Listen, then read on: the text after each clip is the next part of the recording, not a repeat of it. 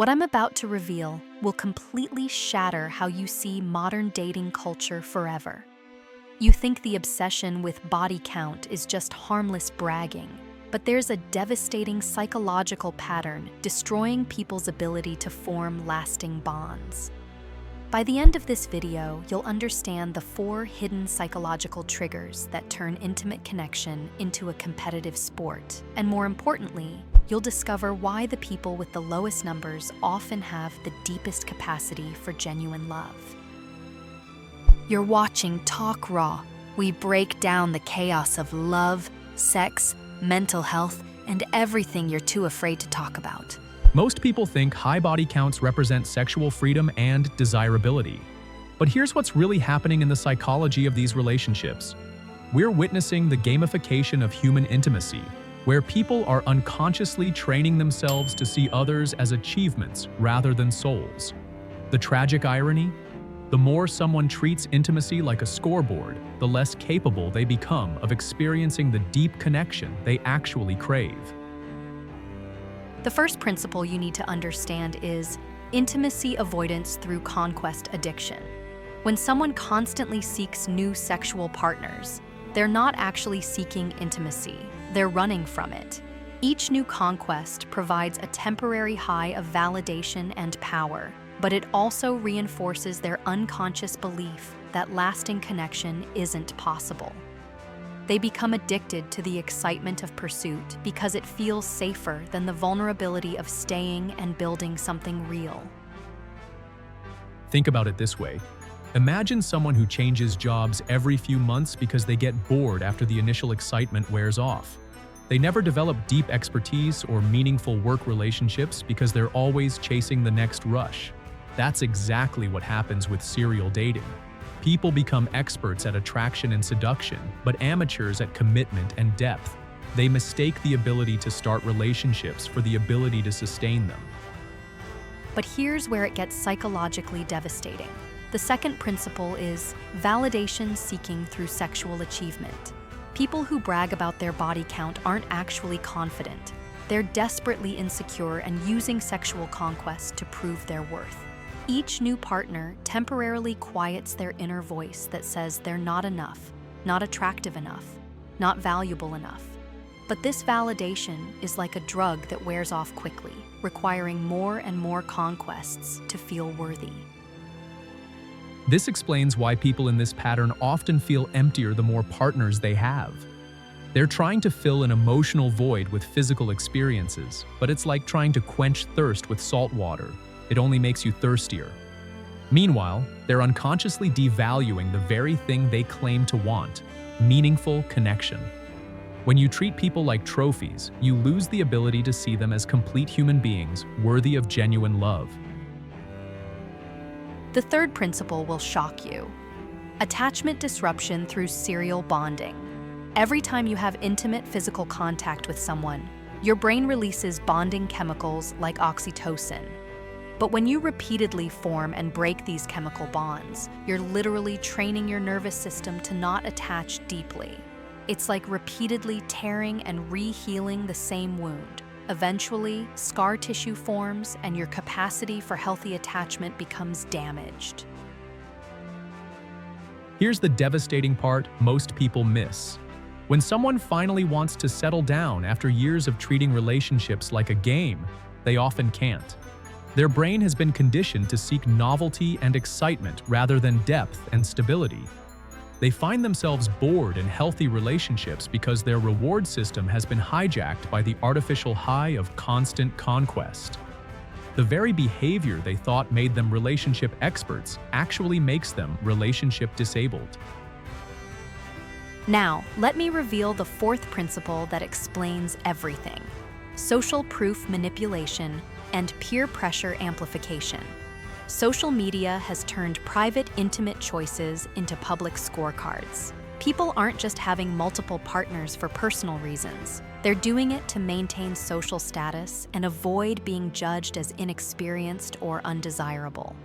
The fear of being seen as behind in the sexual marketplace drives people to make choices that go against their actual values and emotional needs. This social pressure creates a tragic cycle where people betray their own authentic desires to fit in with a culture that glorifies emotional disconnection. Someone who naturally values depth and commitment starts to feel ashamed of these beautiful qualities because society tells them it makes them naive or inexperienced. They begin acting against their nature, which always leads to inner conflict and relationship dysfunction. But here's what nobody talks about: the hidden cost on their ability to pair bond and create lasting love. Every casual encounter that lacks emotional connection is practice for emotional disconnection. You're literally training yourself to separate physical intimacy from emotional intimacy, which is the opposite of what creates lasting relationships. The skills you develop for hookup culture are the opposite of the skills needed for committed love. The saddest part? The people being shamed for having low body counts are often the ones with the greatest capacity for deep, transformational love. They haven't fragmented their ability to bond. They haven't trained themselves to see partners as disposable. They still have the psychological and emotional infrastructure intact for building something beautiful and lasting. Yet our culture makes them feel deficient for possessing relationship superpowers. Now here's the transformation framework that changes everything. First, understand value-based decision-making over social validation. Before making any intimate choice, ask yourself, is this decision coming from my authentic values or from pressure to maintain a certain image? Your body and heart are not scorecards for others to judge. They're sacred aspects of your being that deserve to be honored according to your deepest truth, not society's expectations. Second, practice quality over quantity mindset. One deeply intimate, emotionally connected relationship will teach you more about love, yourself, and human nature than 100 surface-level encounters.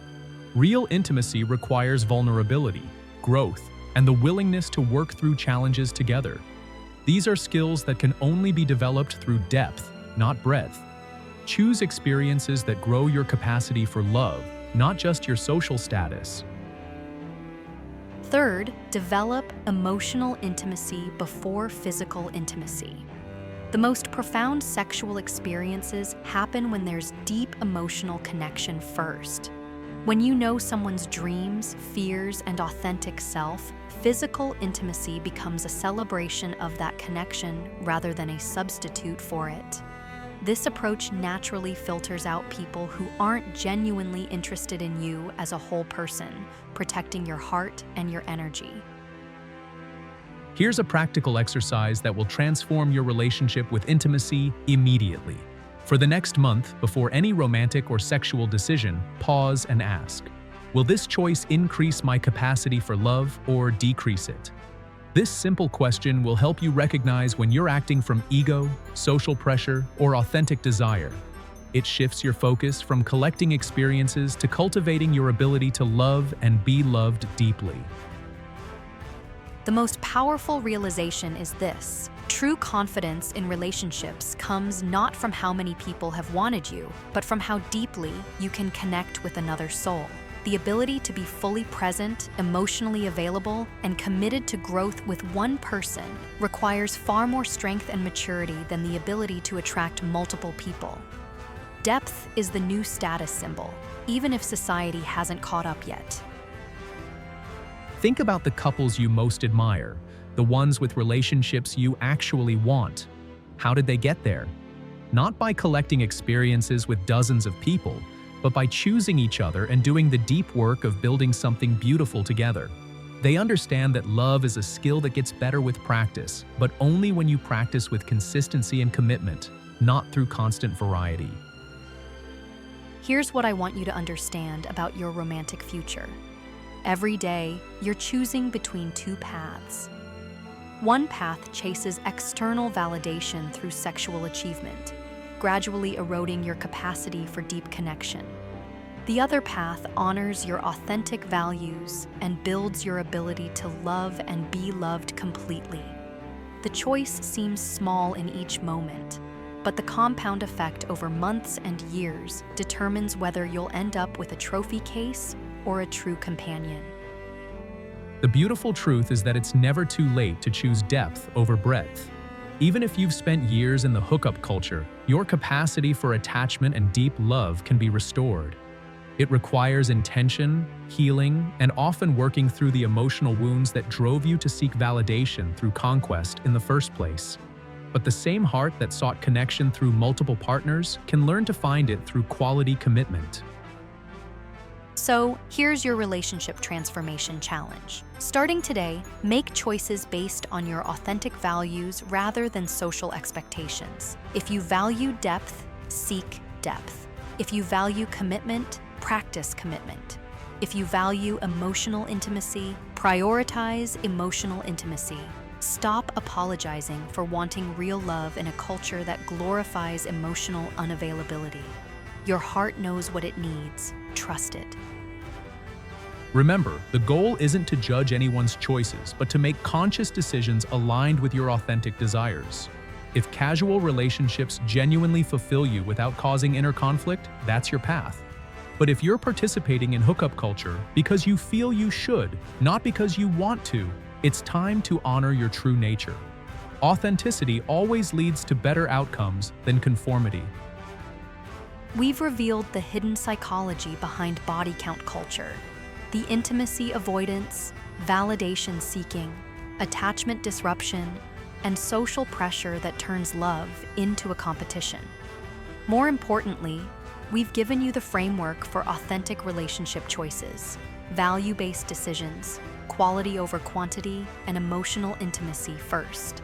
The question isn't how many people have wanted you. It's how deeply you can want and be wanted by someone who truly sees you. If this challenged you to think differently about modern dating culture, subscribe for more insights that cut through social conditioning to reveal what actually creates lasting love. Remember, your worth isn't measured by your body count, but by your capacity to love authentically.